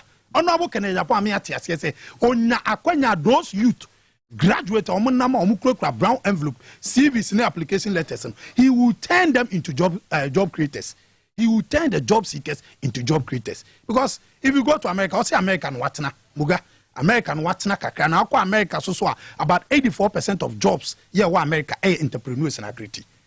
And so what America kra na wo ye abadwuma kra wani nye muga wo de so watna amanone pe wo ye abadwuma wani nye private work and no when entrepreneurs adwuma no eno na wo ye wani je eno na your friends say honorable Kennedy Japan say onya kwanya obema those entrepreneurs na create a lot of jobs e wo kruma amanfo na me na onya contract eno that time in 2016 and 2012 now all purchase about 245 pickups ama party na former president John Mahama man contract that time no all purchase pickups ama say emfanya adwuma no former president no man contract. And in any case, if assuming without admitting saving onya contractor, he get the contract, no more contract and so. We know those who give out contract. Say Dr. Mahmoud Bawumia, the vice president, the likes, my contractor. No, all the contractor, one and more. Because you see, you are a man saying a year the aname. When you say baby for most months, oh, you see, and to me fin. Sabi ena meka say akonya de to ade shebi apiru bi de she konkono ena eba internal politics say a lot of things goes on, but after that nyina ka bom say yefunu mu ade near defeat a common enemy here in this as a political party it is say yes and to me so mo de ba wo mi aba Jomama be beating easily. You see said ye Ghana for ka ena said ye dodo na aka ne say enipa wo ba obetimi a breaking 18 year honorable Kennedy Japan and yes the former president ba. And I say Dr. Mahmoud Bawumia former president be beaten. Former president they said on the wabone brevi sabi we na juma and ankame is only a was when what pass it through the ranks assembly member MP WDC kwanya BA when ya ni na bia they say dear pan why be president why be vice president why a president why a acting president why even a former president e dey be biem na nya ega unya hwe ameko list west na me man so akwaba leso me mo akwaba bi aboko de oba de na dum me je se busafo so ho ye enye kura yikram bi kan se ne memo boni atete o man apansam ama ene enumudwa kasa hantan kasa amfere mo ase kasa na binum de nam ha ke kansem hunu Mugabe MPP primaries no baby aye duro we ye do wa wie sembo na ebo baba baby aye na bodu maame akasa wonya bi kwara bodu asem de se makadada se ba omian mo aneku makadada enya asem afi na me dey be wada omo anekoku you have no evidence and we will not sit here for you to say this peddle this falsehood. You who we will not sit here for you to peddle that falsehood. You who me as a person, let's deal with it. Me as a look at who is talking. No, you let's deal with the issue. Now you whine now about me. Who are you for you to say about me? So do I have evidence? No, what is it? Say who as who? Listen. Now who are you moderating the program or he? No, as I some I can say. Is he? No, solo. Let me Mugabe you can as some I can. So what is studio hack can say hunu? Now over I can't. Now what can pa? Over time what can pa? Radinya. What ya no sampa be na wo ka? Yenya betwa. Abetwa de na kenya sa ka wa betwa ka bi. Ena betwa san ka won tran. Oh, Tibeka say Canada Japan bet my president. I only pan out support for Doma Babe president. Canada Japan. Na Doma Babe president. Radinya me. Aka say Ghana for Ejimi sa. Muka say Ghana for Ejimi sa on. Na Ghana for Ejimi na kofa for president aba. What are you talking about?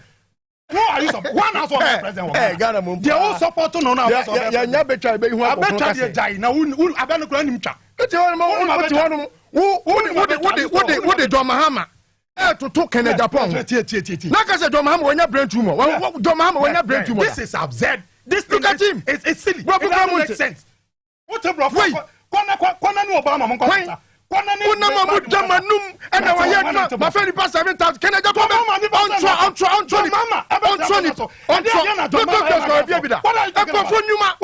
Look at that. You're passing off. Mugabe, no. Listen, wait. No, please don't. No. I will not sit here. Some because we're being a brain tumor. But listen, what do you mean I'm brain tumor? Come on for that.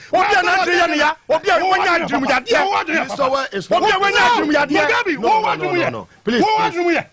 What are you talking about? With all due respect. Do you think we will sit here for you? Come to spell this nonsense here? Do you think we are going to allow you to do that? No, Mugabe, it doesn't make sense. Please. What he's doing, it doesn't make sense. You see how I was silent when he was talking? But he had nothing to say. Where were you? He has nothing to say.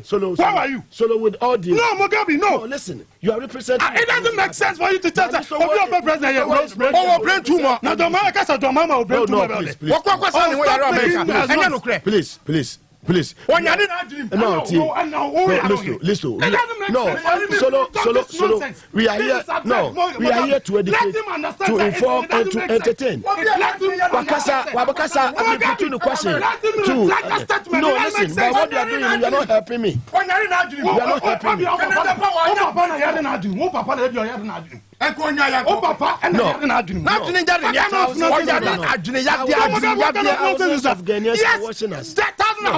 are here to in the history of this country. Look at this. Look at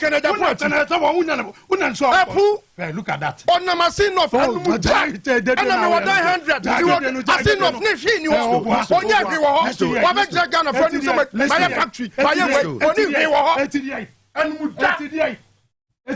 Please.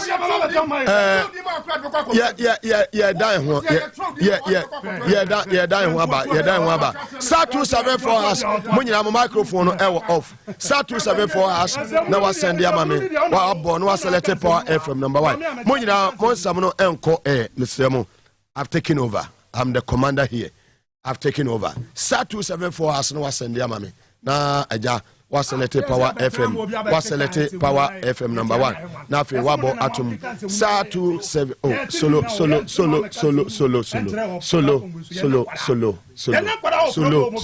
With all due respect, please.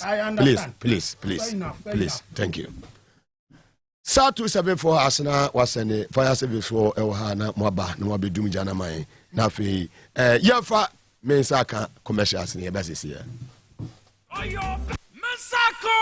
Masaka!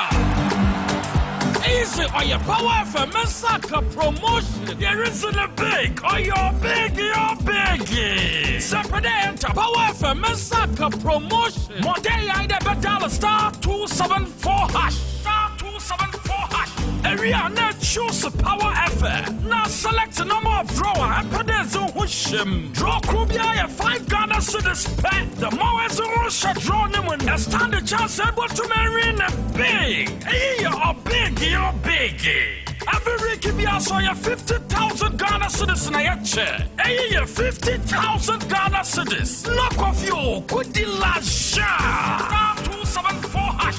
Masaka. Power for Masaka promotion. It's licensed and regulated by NLA on Caritas Lottery Platform. Kaida drawing Shashada home. Masaka. Easy or your Power FM Massacre Promotion. There isn't a big or you're big. Separate enter Power FM Massacre Promotion. More day I never dial *274#. *274#. Area net choose Power FM. Now select a number of drawer and put in Zuhushim. Draw Krubia 5 Ghana cedis pet. The more as a Russia draw them when they stand a chance able to marry in a big. Hey, you're big. Every week you be also your 50,000 Ghana cedis in a chair. Hey, 50,000 Ghana cedis. Knock off your good lasha. *274#. Massacre. Power FM Massacre Promotion is licensed and regulated by NLA on Caritas Lottery Platform. Kaida drawing Shashada home. Yamakwaba Edeba TVS was at Power 97.9 FM referee capacity man. Sammy my better finfinity ya change seat no ya chese osha my better finfin said the bear chedi far left and about right na bibia timi akọ nkan kama Jesus ahofe yeda wase Mugabe tena finfin na baby ekeka kono ahwe na yante de asempa di finfin angels no umo reveal ama me se tena finfin so nyame lipa nyame akọ Jesus ahofe matena finfin how din asira kese koma amuzu eba clinic na dawro matachiri den na eboy medu djumedi ebewo Spanish garlic mixer na castle so etayechi pibinum na mwa Power Specialist Eba Hospital Sebra Bejiwa Yaresa Ewo ni Chesa so ena Safari Valley Eco Resort Omo Sebra aye do na eja honeymoon ena eja opese okudi wo ha we wunya eja wo birthday celebrations na anoko ho a obetimi ama bibia konkan kama ede amount hwomachira kwan ewo dewu ewo Kre constituency in the Eastern region sa 274 has na fe wasende amame waselete Power FM number 1 na fe wabo atom na eja 1,000 Ghana mami ha se na menye draw ni bi mi cheska ni bi mamo na fe mesamra eye abedwafo no so na ye fa dwumadi no ento aso san se ene aha ayesi yi papa MPP primaries no na me ya adoma mo koto abaye kanini na me ya adoma Saturday ene topic e wa ha listo we ye MPP ni ena ye MPP fo mi ni wo fi o mutie ni listo we MPP ni ena Solomon Kusi apianso ye MPP ni me ameti ade obi ani me se me ye referee but me no mayi manim te se de je mensa ye yi si cha oya na adwene se on de we MPP ni boss ma ya adwene so MPP me ye journalist a me yi manim se me ye NDC ni to be abetna kan bi I don't care ye ko yenim sa 274 has no send am me select Power FM number 1 Ralph from the first draw no to mame na fi capacity yenko yenim na menya emraka no efama eye abedwafo no list one na kwisi poku ba ye kra na ye ma na kwa ba no wankasa enaja o start say azuma nurse ne je finish ntokwa ni bi na je say first draw no and dem no bi baby di 1,000 Ghana sisi a baba be gu ni phone so 1,000 Ghana na baba be gu phone so 1,000 Ghana Fatum Mami 1,000 Ghana 02451400 054 5140 0545140 what the check phone so what the 1,000 Ghana cedis so is for me second draw etu mame what the 1,000 Ghana go ni phone so so for me second draw etu mame emre ni ho mame sa 274 has me kasa na wutwa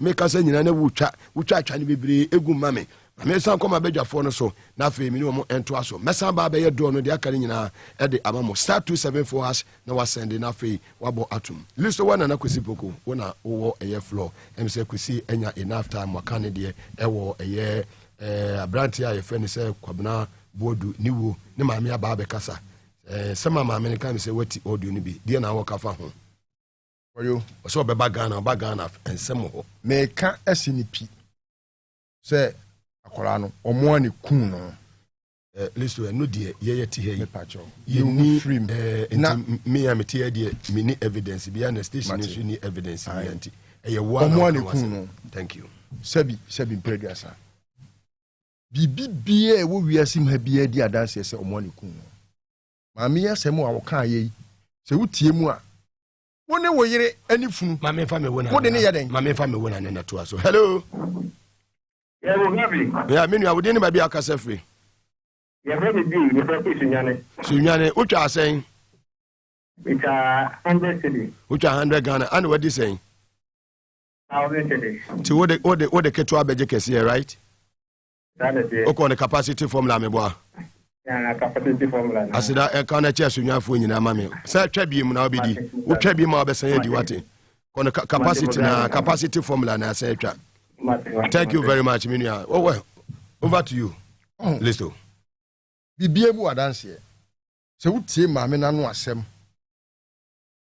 Se bawumia ne yere ene kwaduna bu adu funu. Enko a hyedem for over 20 minutes. Na memfa mensango wani ansa na wahu se omniku no. Mukoye den wo. What the Bible talks about, what has the living got to do with the dead? What yasefo woni owufo de twaka na da wo ntem. Obi ebe wuo under very strange condition. Uni net to kwan empana no odas no dade empa. An electric shock etimi akunu. Ritual killing. It's one of the ritual. They are called them on a ritual. And yet, Nigeria moving now, we shall not just say, there's some years and one say, oh, yeah, Langadwa. Ah, I am no more yet. Oh, a dear more yet. Then can we be bear? And soon snatch here. Not Sabio, my general. A waka capena can in pom pom. That was say, Pianamene or Banna were woono. In Kitahon Bank. Kennedy said, all responsibility to yes, Samira, because Okasa Samira was. Let me tell you. MPP now, I was here. What you remember? Me cry, no, me cry. Say, because I'm MPP member, cry, I'm here for. I don't need, we are not there, was a me bad brag, I'm MPP member. What are you here? I cry for you. Wait. Now, when my bad nana will be so MPP ni. Na miss me MPP ni was the only MPP ni na we idea was me manage ho some your part we party fun we idea tantan say una won fere once na di mo achi akronfo ma hwi o man no atete o man na pansam mo bokro no kum nipa mu kum ameswali kum nipa eno na ma proud of it say na che party na ka mo ko bedo say ekufo do kan ko bedo so be mampani e ka wo Kenya Japan na odi na chi no kan ko bedo so be mampani. I'm very much here. Jan Twaso, Mugabe, Kenya Japan. No, she. Monsieur Kenya Japan, Bawumia, Akoto Free. Adeni Modie, Minini Huasepka. Roger. Well, yeah, Croji says Sutrema. But I'll tell you one thing. Election now, Mokono. Election that will determine, amongst many other things, why pan na sebi o oni nim dia kra wa mayoko ni mu a obedi amayoko nanim because ade e wo se nyina ye hu ni se amayoko na tete ayese kontebe atete apansam a ene no se amayoko no senka ye ade bi a sebi o ye de cha enka echa ntomago etan enu nti no omo di party nanim mu omo pe apre frankatufo akonwa ni nyina no omo sen fata akonya kese no aya abanya na amu no omo sen fata enti we osno na asabi o unsa abo osno so obodam a ehu papa obu nuagu ena omo bobo adam na eja asno no edi omuti pimpim na me sabi me ye na makopata osno me mpata enti mumi ehwe omo eni omo ye ni nyina na sabi o eduru bra ese fata se e wo se yekoto aba 2024 nipa bi on beyi na babia no ware in advance me say MPP pa kofa Jesus Christo any komseni Muhammad sallallahu alaihi wasallam and for the mayor flag bearer and running mate on belusu the first time Jesus Christo belusu election e wo wi ase no no o belusu omo pa omo kofa nipa ne ho atete su kirema e media mayoko nanim na we mo ba wo mia obi a wo kan say wo boni dia we ankwala kra na me marketing keten kra no mbekwa kofa phone agugula catch say oh he's the biggest liar. wait why we don't have to waste your time on them. Wait ye besi usu akeye den kia sha woma very well ade no maye e tre say no tino Ghana fo wo say obi na obi timi kra begina ba bi say enye party na atete apansam ahwe ba bia president kufo die free buy hwani monyama na e wo party no na hwe ne busa won who ye party ba na say wo ti fie na wo hwe mampani kufu amamuo wo te wo store kra na ye de bose tata na wo hwe kufu ada ono de wadwuma na wo kra wa bie no kra wa sa gu no omo di atire kene Japan na me nka ban ne ho why na benefit from abai we check kene Japan what that ben onya ye wo kona we nya na wo afu ono nko a otisa da lumba anum bia o da lumba bo bia fa ono ane ho politics akene Japan ye nyina fa ono nko ane ho so ono nko akọ no we nya bia ni pe ene meka e de na obeka da bia meka mame ko so otisa nkwala o mo bobo wo ye ya meti me bo what must it is nothing to write home about. Okay. Obi owa o tro ni di man ko de kwakoto aduro. Na wa betina ba bi no okeka sem hunu. John Mahama ya wo hwe nanim kura na utumi so anim onyam ni neti ho no. Medase. Ori compare obi. Hey. Moga. Hi TVS was na power 97.9 FM start 274 na wasende na waselete amame obetwa obidi draw no igbogu phone so e de amamu twa na mesan yi draw no ba ko sisi a na mata de aka ni nyina ato am so ansa na maso so yehwe eye akosumo dam eye spillage ne de aba e wo moga ma menti ade bi to moga you see oko osenkafo ngoma ba ya yi jomama efi wo Debi na se we list we need her represent NDC moga and NDC waka asem bi akere mi se sie bema wo hwe nanimu a mesrew moga with all due respect yempani force and nado ye betra hay moga mi John Mama Debi ameka se former president John Dramani Mama hey fine gentleman me first time see and many day se mesia but so so na be ka se you see those days who come krase no nkurasefo no no mo na mo nya abotre meko menka asem bia ntia obia but osenkafo ngoma etrensu chichemu mienu se ehisem ekuma jimifo na nkontwesu ekuma tetekwa ensam amini aka nyina na former president anim duakra isi eno za tabuko nkurase a ohu obi na no ho ofa we dia ne ho ofo eno abi na list we tia ma oyi ye pe obi obebu man e de o man na free mpempen so ewo e de akobo sese so a wo se ahofe ye ka ahofa na no na ati anu na be ka dem sebi me ye ya se na da ye no de fo ka me ko ka sembi say MPP abon sebi MPP any NDC nka former president MPP ni NDC MPP for ma bon no o matimi ama wo ma sebi once upon a time and I work as for o mu ko school adabia na take o sem yes kan ko tua secondary school fees and net ya wa bon no etimi the education aye ni free e ma secondary school level eti o mu mienu wa na one see dan edambe kwala no ko school edambe na e blocks na kwala no ko school adere e blocks o mu ko school na e blocks na constitution yes see that here ku fodo sa dwi we constitution no enya list o wa mesra woni Mugabe na nka mo nso na mo nko me kire say sa constitution no meba to what Mugabe na bote Mugabe na bote school no kura wo traffic light mo ka say constitution asemo a yeah card case asemo MPP would divert issues no MPP I'm not diverting what dance village akoso dance village esi da ba esi da Mugabe ma me ntien hunu mi na maka wa ya atam ni wa besa ko bia awa beka wo party mi na ma me village no 1 minute pa meka voters moga se me se at least we ka se constitution stipulate say is a free education ba na sa ko for do dia ba na nya Mugabe mu ni na mo sare nko because free education constitution and this for na try obi abesi over 100 a year do you know the number of school buildings and I say school buildings are yes in the various what to the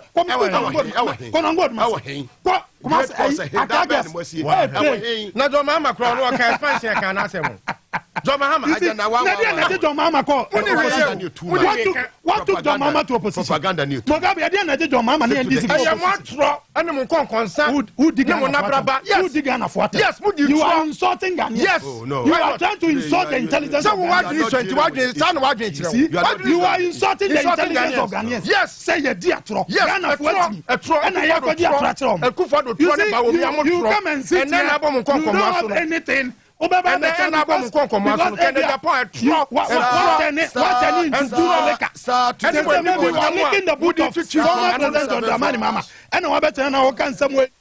Now I select Power FM number 1. Mofa draw no akọ entu mame. Mofa draw no to mame na fe yanko star 274 hash na wa send ya mame wa select Power FM number 1. Na fe wabo atum e dia mame star 274 hash. Come star 274 hash na wa send ya mame wa select Power FM number 1. Na fe won ne echo bottom mame chan capacity na obedi star 274 na wasende amame na afei odi atom yakọ na afei yenkofa yen draw no ena edem no mesremo bebre me ye me draw nti mo nsema mo kan nyina enko neno no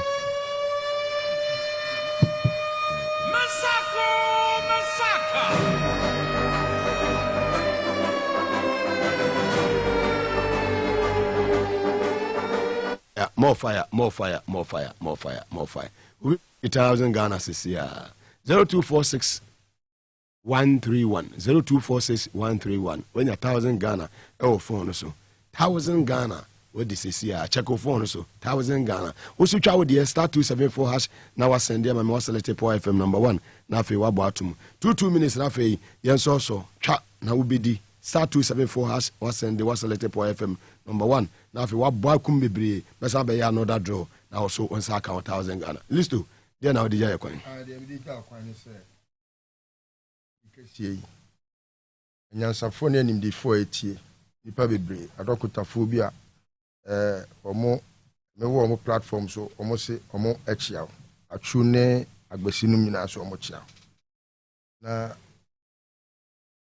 se ye ba studio se ye ba be ye nkita hudi a ade ese fata ai wo se ye ne se oba kan de waye e kan de obetimi aye abetina studio ha John Mahama ekufodo sika ye de ama no what in a bed times 10 times 10 Pesika is good ekokura John Mahama no na hwe fa so aga na fo anya wo so yeah what is sika ni nyina di so continue doing then that. In the end you that match has been given to you winner no na match is expected. Hello Miriam. Yeah, we didn't be akasa free. Oh, Mr. John, the gracious. O kasa free him. Oyarifa. Which are saying, Miniaba? Which are saying? Which are saying, Wadaroma? Saying which are tie you. Which are 190. You. 190. Medasan, what 1,000 Ghana, right? 190. Medase. Ye jano kwan na edana se ono so the 1,000 Ghana. Osu twa sa 274 has utwa obedi. Listo quick one afi ono so vaka kaga wa. So akobo ni fe yi ase. Amene. Sikane nyoma John Mahama di jamu nyina stabilization fa mo di ni nyina sa je. Entiri ma sika nyina di. What di sikano into the foreseeable future. Hu fa so bia ajaji for dan kura wasi kura wasa ko dwiri ni nyina to agusa mi kosi cathedral wei wo beka che Ghana for say wei ye nyansa aban enti yensa nyina so ne yesam ento awoso eno won fere uti studio ha won fere na beka che me say John Mahama na ono aye bia ye de na gina tempon so a won say beto aso no na betana na de ne betutu obi ho a won sa nya obi ase Kennedy Japan oh na ya na mu buade na ye den mu buade na ye den vaka kaka ho Mugabe so wanu ko tutu form so on asam na oka no so what asam na oka na say my emfa John Mahama ntoto Kennedy Japan it's not possible baby anya bi da we yes what do me ho anu wasefo nyina what do me ho ne wasefo nyina we yes what do me John Mahama is not a murderer you can't compare this onya addict please doesn't make sense. He's not an addict. He's not a murderer. Don't do that. We are what do me was if one. Yes, because I'm deep. You are going too far. You are going too far, please. Listen. You can't compare the two. Never. You can't compare the two. Star 274 us. na wasende edi amame yedi besia yami ya aduma news na eba mepo so hema mapoma ena omo edi news no edo listo wa na nakwisi poku ene yenua eye Solomon kwisi apia omo nenei yɛne omo edi dwumadi omo nyina ya MPP fo na MPP ni fo mienu na ahyia wa na bɛdɛ omo nyina ase wotwa a wobedi mema omo nyina amoniti